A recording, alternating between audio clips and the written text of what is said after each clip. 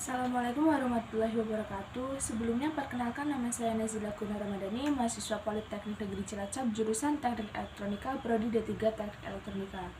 Di sini saya akan mempresentasikan tentang bab keempat, peran manajemen dalam industri dalam mata kuliah manajemen industri. Dan langsung saja dalam pengantar, istilah industri pada mulanya digunakan dari pekerjaan tukang atau juru membuat alat. Nah, kemudian industri sendiri itu apa sih? Definisi industri itu merupakan suatu lokasi atau tempat dilaksanakannya proses produksi, yaitu aktivitas produksi dapat diartikan sebagai sekumpulan aktivitas yang diperlukan untuk merubah satu kumpulan masukan, yaitu seperti money, material, mesin, method, minutes, market, terus energi, informasi, dan lain-lain. Nah, kemudian di sini ada beberapa definisi industri menurut para ahli. Yang pertama itu ada Undang-Undang Nomor 5 tahun 1994, dan yang kedua itu ada dari Bambang Utoyo, dan yang ketiga ada Tim Garasindo, keempat Sukimo, kelima Teguh S. Pamudi, keenam Karta Saputro. Dan kemudian di dalam industri itu memiliki klasifikasi. Dan dengan seiring perkembangannya ilmu dan teknologi, perkembangan industri ini sangat pesat sehingga sangat beragam.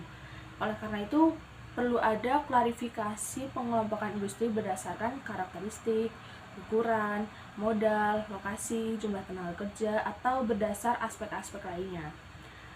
Berikut ini merupakan pengelompokan industri yang secara umum ada, yaitu pertama ada berdasarkan tempat bahan baku.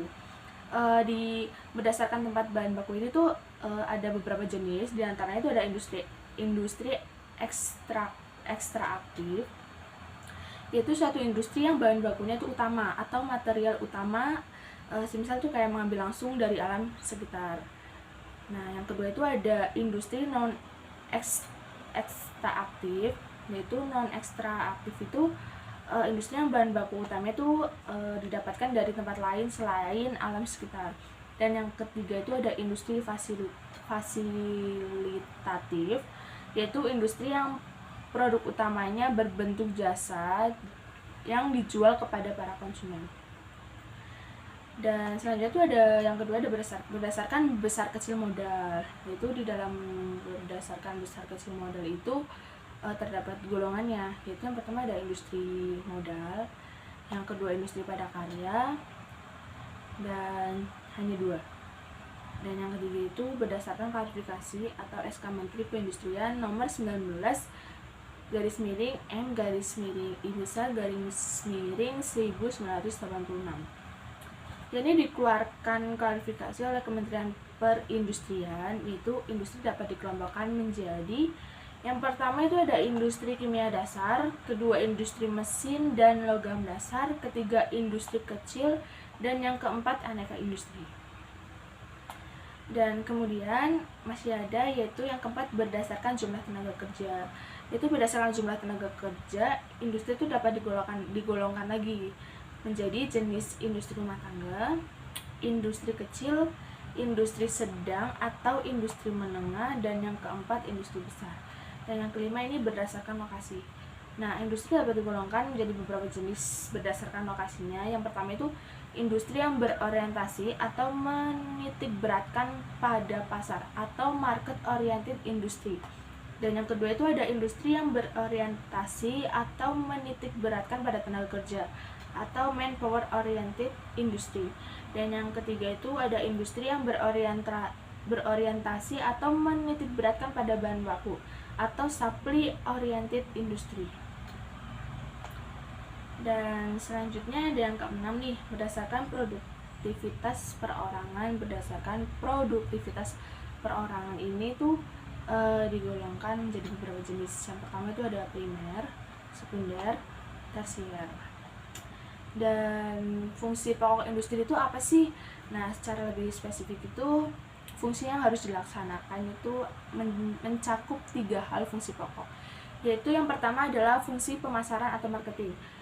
Fungsi ini tuh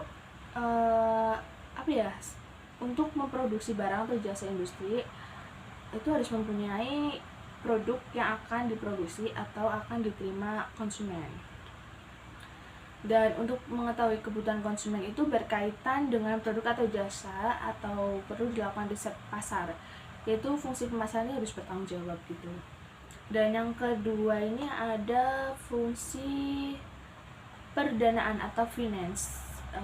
Jadi tuh harus ada ini ya, fungsi perdanaan gitu. Itu untuk melakukan proses produksi harus ada modal atau perdanaan yang memadai. Nah, fungsinya ini memiliki tanggung jawab untuk menyediakan dana yang cukup untuk menunjang proses produksi, baik kebutuhan dana yang bersifat jangka pendek maupun panjang. Dan yang ketiga, di sini ada fungsi produksi atau production.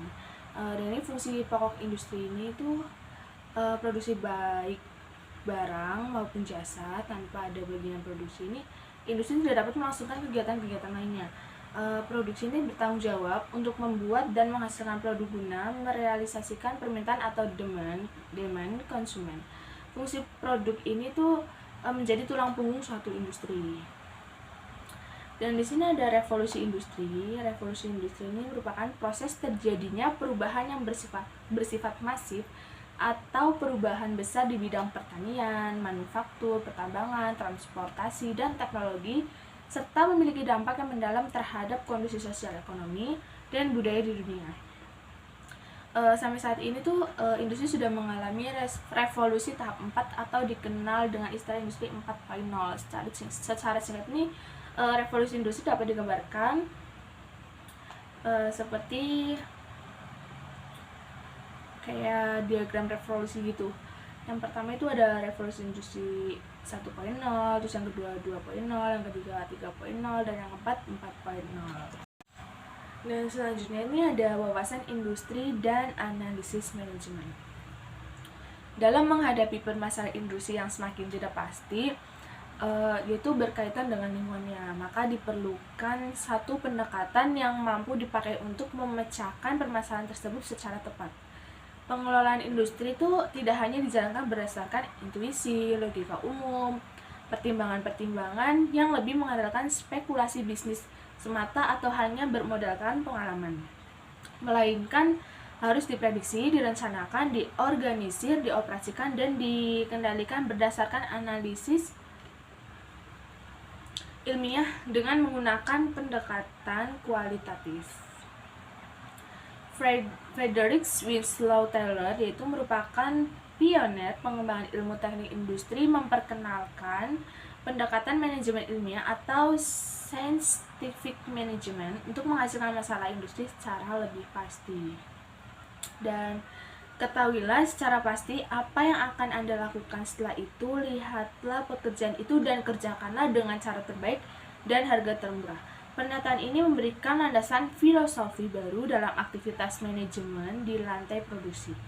Ilmu keteknikan engineering dan ilmu manajemen pada dasarnya ini memiliki filosofi yang sama.